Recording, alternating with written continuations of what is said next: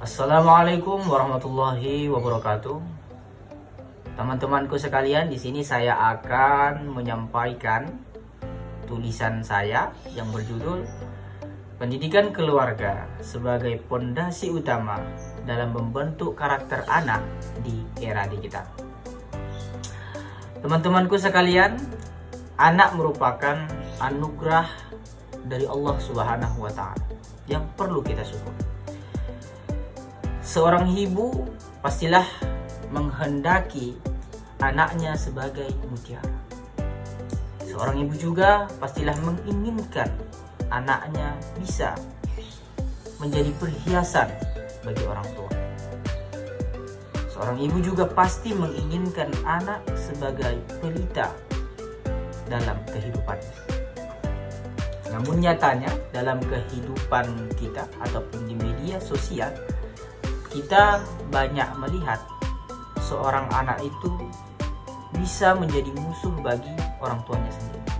Bahkan kita lihat banyak anak yang melawan orang tuanya secara tidak wajar.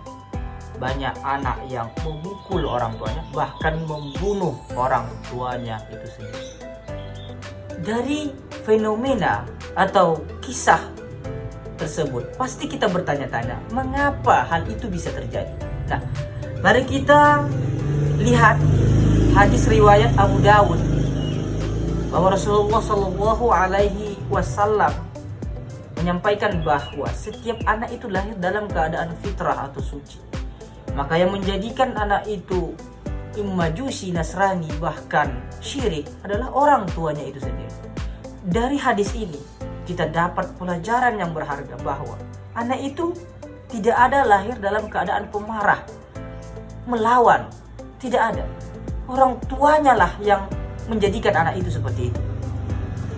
Nah, mari kita lihat dari pernyataan Ki Hajar Dewantara yang menyampaikan bahwa pendidikan keluarga adalah pondasi utama dalam mendidik anak.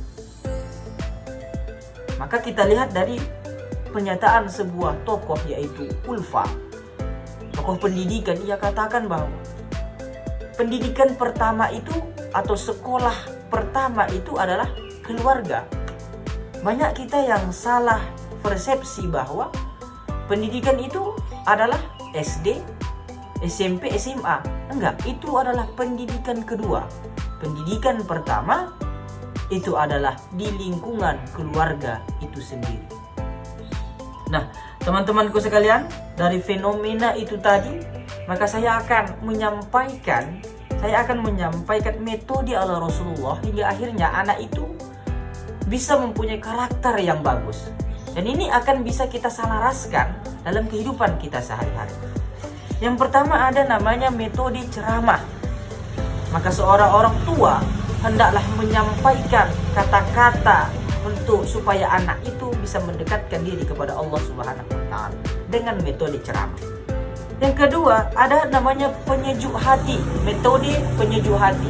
Kita sebagai orang tua hendaknya menyampaikan kata-kata motivasi kepada seorang anak. Di antaranya adalah, "Nak, perbaiki sholatmu, maka Allah akan perbaiki hidupmu."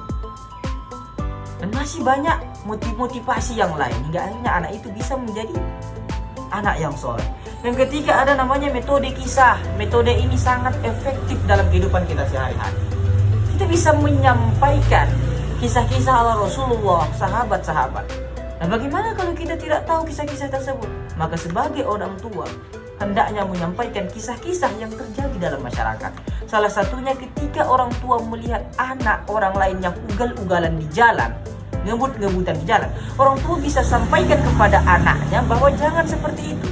Sampaikan kepada anak itu kata-kata yang lembut. Coba bayangkan kalau engkau nanti menabrak anaknya, orang tuanya, bagaimana hati orang tuanya? Coba sampaikan kepada anak tersebut, insya Allah. Nah, selanjutnya Rasulullah mempunyai metode diskusi. Mari kita berkumpul dalam keluarga, mungkin 3 bulan sekali, mungkin 4 bulan sekali, mungkin sebulan sekali, berdiskusi. Kita sampaikan kepada sang anak bahwa saya ada hal yang saya tidak suka kepada engkau wahai anakku, bahwa engkau berbicara terlalu kasar. Namun begitu juga kepada kita. Kita tanyakan kembali kepada anak itu, apa kira-kira yang kau tak suka dalam ayah? Baru nanti kita diskusi bagaimana jalan keluarnya. Hingga akhirnya anak itu senang kepada orang tuanya dan orang tuanya senang kepada anak. Nah, dari metode itu ada metode yang sangat penting, yaitu adalah metode keteladanan.